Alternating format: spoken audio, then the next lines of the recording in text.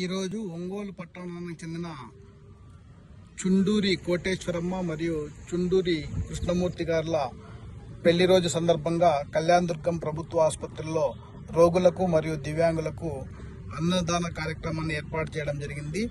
వాళ్ళు నిండి నూరేళ్లు ఆయుర ఆరోగ్యాలతో సుఖ సంతోషాలతో జీవించాలని మనస్ఫూర్తిగా కోరుతున్నాం. ఇట్లు లయన్స్ క్లబ్ కళ్యాణదుర్గం, దుర్గం చారిటబుల్ ట్రస్ట్ కళ్యాణదుర్గం.